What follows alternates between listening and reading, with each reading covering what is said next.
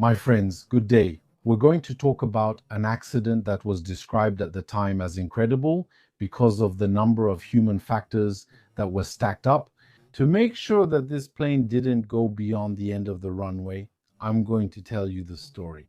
It's April 26, 1993 in Aurangabad, India. It's an airport, to describe it quickly, that's about 500 meters above sea level, around 1,900 feet or so. Except the difficulty is that the temperature on this April 26 was already 39 degrees. It's extremely hot. This lowers air density. And remember, a plane's wings don't sense altitude directly, but they are affected by it aerodynamically. Density. We see the air density. First and second difficulties. The runway is short, only 1,800 meters. It has been extended since then. If you look today, you'll see it's 3,000, but 300 meters were added since that time. There are other difficulties. I'll talk to you about them later in the video. So, the plane, this 737-200, as I was saying, belongs to the airline Indian Airlines. Founded in the 1950s, it later merged with Air India. It operated domestic routes in India. If we look back at that time, it was quite common, even in France. For example, there was Air Inter, there was Air France in many countries. There was the national airline that operated international flights, and there was the national airline for local flights. And India was no exception to this rule. So Indian Airlines is going to operate this flight on a 737-200. Indian Airlines. We've talked about it on this channel because it was one of the first customers outside of France to buy the Airbus A320. It's also the first customer to have crashed an Airbus A320 outside of Europe. We're not talking about the one in Habsheim that crashed. Remember? We talked a lot about it, including on this channel. It was a demonstration flight, not a commercial flight, but the first accident, an Airbus A320 on a commercial flight, was Indiana. During the approach, the pilots, not used to this ultra-modern plane for 100 years, thought it was going to do a certain number of things. There was a problem of boundaries, of delegation, and then they let it go and ended up hitting the ground. So, as I was saying, in the cockpit of this Boeing 737, we have a captain with 5,000 flight hours and a woman with 1,200 flight hours. Both of them have a lot of problems. Problems that made the company literally have to go to extreme lengths to keep them operational, well, marginally operational. The woman, the co-pilot, had so many problems that she practically had to undergo a line check every 2 weeks. And so every 2 weeks, a pilot or a chief pilot had to come into the cockpit during one or more flights to observe her, to work, to see if she was doing things according to the rules. Due to many difficulties, she had to undergo a line check every 2 weeks. For the captain, it was pretty much the same. The company had to spend more than 100 extra hours in the simulator to be able to train him. Simply put, he couldn't fly a 737. He was unable to make the right decisions, to take the data into account, to do the calculations correctly, to handle the plane properly. In fact, he was below the required level in almost every area. But we often see airlines literally insisting on putting certain people in the cockpit and not sparing any expenses. The time and effort to keep them in there, no matter what, even if there's an accident. Well, if they survive, the accident will put them back in another plane. He seems to be literally unremovable. As for me, I don't know the mechanisms that explain this phenomenon. In any case, we have passengers who are going to board. There are those who are properly registered, who have bought confirmed tickets, who have made firm bookings. And there is a long waiting list. So, waiting lists still exist in some countries even now, and generally the purpose of waiting lists. Most of the time, it's simply so that the check-in staff can make a little extra pocket money. You have 20 seats left, and you have 100 people fighting at the terminal to leave. And then, well, a little bit of money helps to get yourself on the plane. At the moment the doors closed, there were 118 people. The plane was full.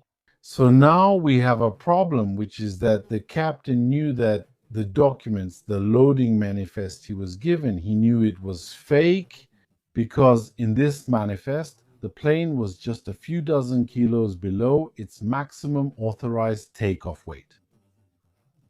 But he knew he had exceeded it. Why? Because it was a fairly common practice. They would load a lot of luggage in the hold without necessarily weighing all of it.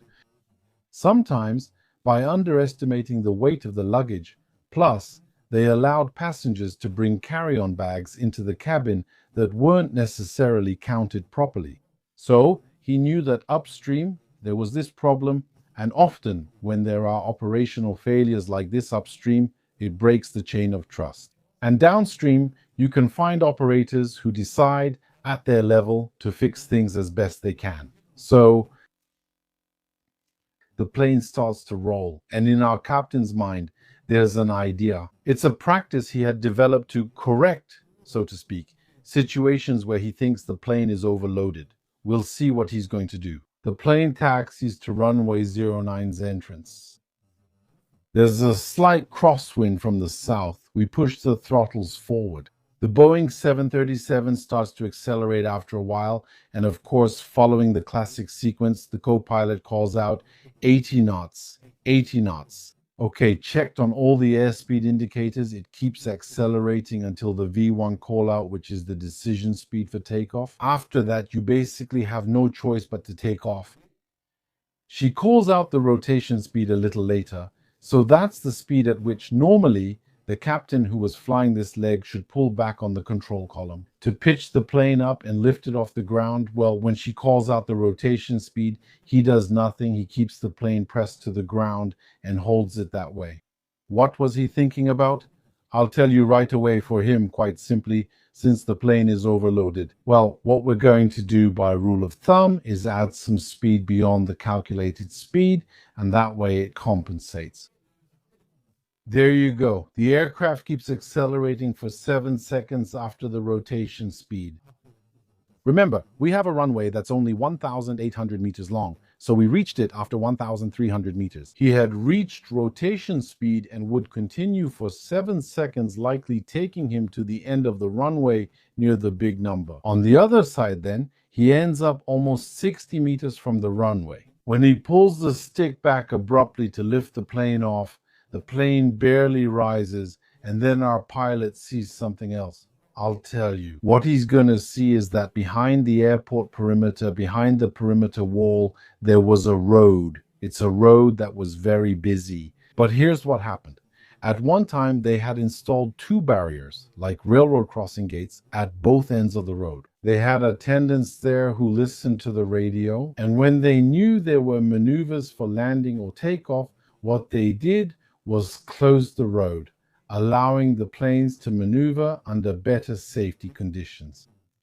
This time, our plane had barely lifted its nose when the pilot realized there was a truck full of cotton passing by.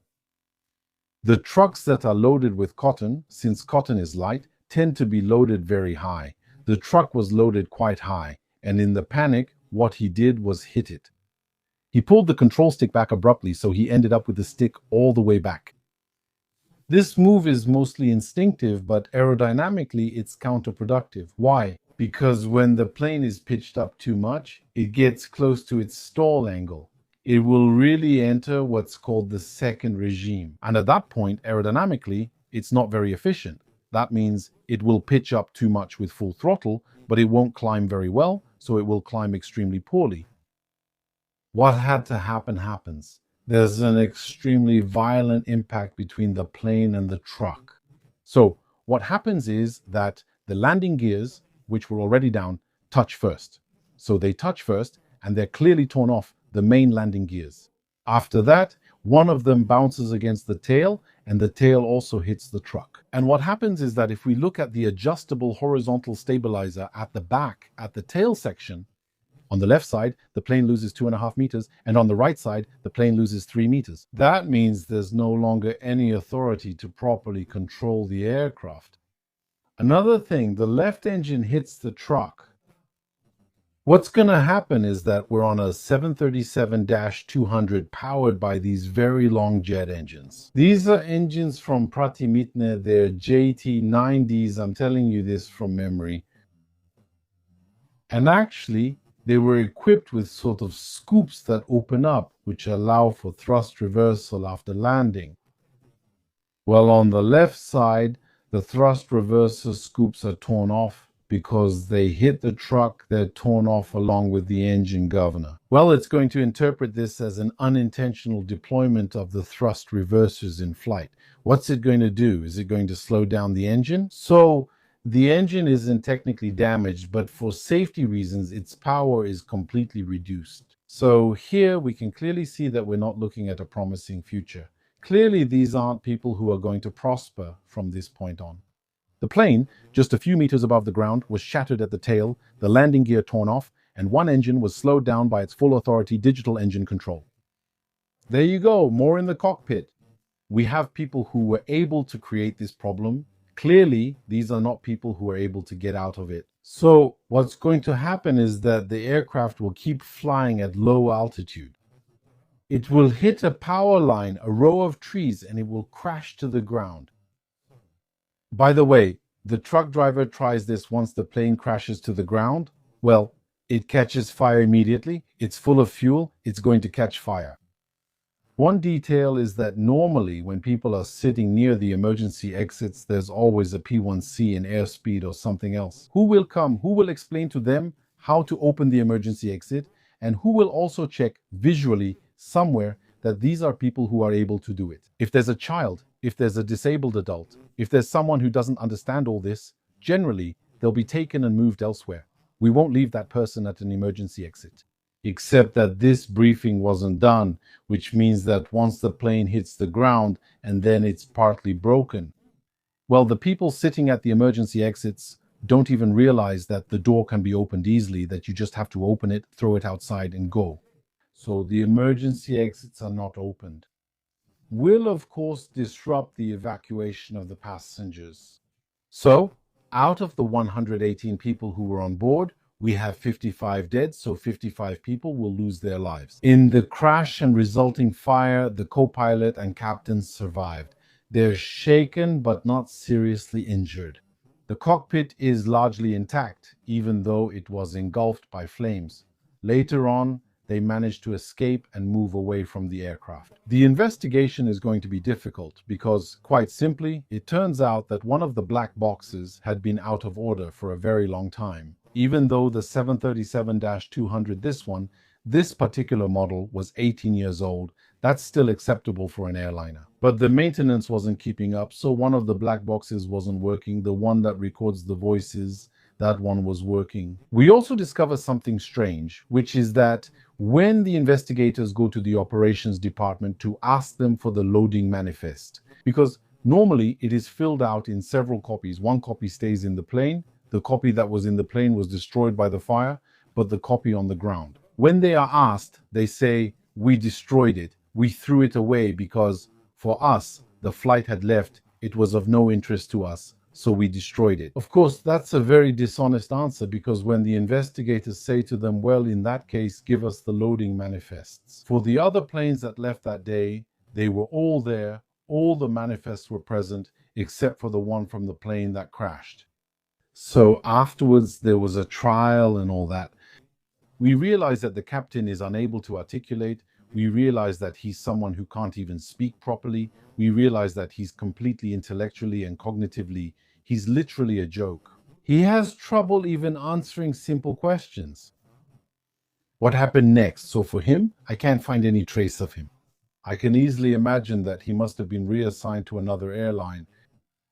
The co-pilot, she had a brilliant career.